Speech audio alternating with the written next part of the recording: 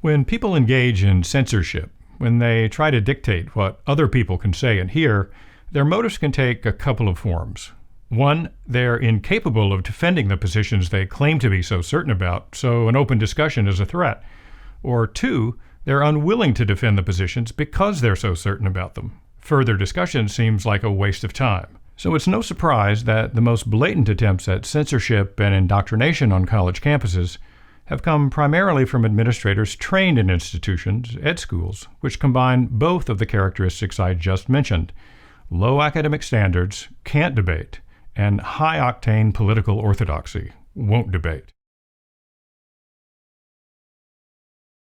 First, let's take the subject of low academic standards, which has been a problem with ed schools for a century, even at the most prestigious institutions. In 1933, for example, Harvard President Lawrence Lowell described Harvard's own education school as a kitten that ought to be drowned. In the decades that followed, many schools like Yale, Duke, Johns Hopkins, and the University of Chicago did drown their ed schools, if not completely, at least partially by scaling them back.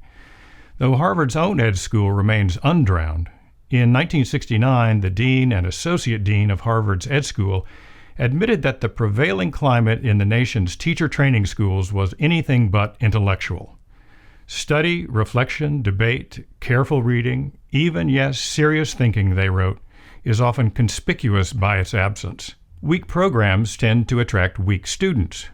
In 2015, researcher Jonathan Way looked at 5 separate studies over a 75-year period to see if there was a connection between what people majored in or planned to study in grad school and their academic ability as reflected in test scores. Now, remember, I'm not talking about individuals here, but group averages.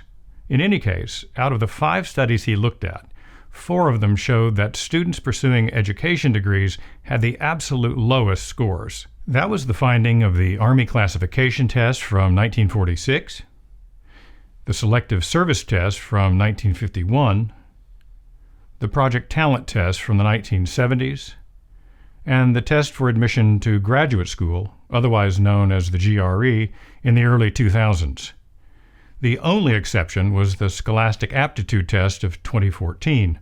On that test, students who indicated a primary interest in education came in next to last place, 14th out of 15.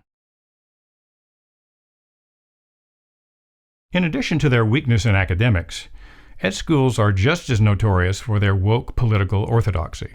This orthodoxy is the result of a historical coincidence. The fact that the greatest expansion of the nation's teacher training schools, which took place in the early 1900s, just happened to occur when the so-called progressive movement in educational theory was all the rage. 2 principles of that movement persist in most ed schools to this day. The first principle is that the central mission of the school is to transform society as a whole. As early as 1897, John Dewey, a central figure among progressives, proclaimed that education is the fundamental method of social progress and reform. Now, by itself, this is a non-controversial idea. I think we all assume, or at least hope, that education will make society better. The trouble is, in the 1920s and 30s, many of the leading figures in the progressive education movement were seduced by a rose-colored image of the Russian Revolution, and they made socialism and collectivist thinking generally the explicit goal of this educational reform. This activist political orientation of the ed school establishment has been with us ever since. Directly related to this political orientation is a second principle, the view that teaching content or subject matter gets in the way of political reform and should be de-emphasized.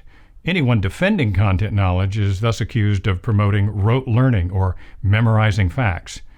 A 2004 study by David Steiner and Susan Rosen surveyed course materials taken from 18 of the nation's top-rated ed schools and found that most aspiring K-12 teachers in these schools were being taught to be suspicious of knowledge. Faculty at most of these schools, they wrote, are often trying to teach a particular ideology, that traditional knowledge is repressive by its very nature, without directing their students to any substantial readings that question the educational implications of this view. Given these 2 so-called progressive ed school principles, the first of which encourages woke political activism, and the second of which discourages content knowledge, it shouldn't surprise anyone that the tens of thousands of college administrators trained in these institutions have been on the front lines in efforts to restrict speech, to disinvite or deplatform speakers, and to re-educate students with politically biased orientation sessions, language guides, and training programs. In the next video, I'll look at what happened in just one decade to the topic of justice.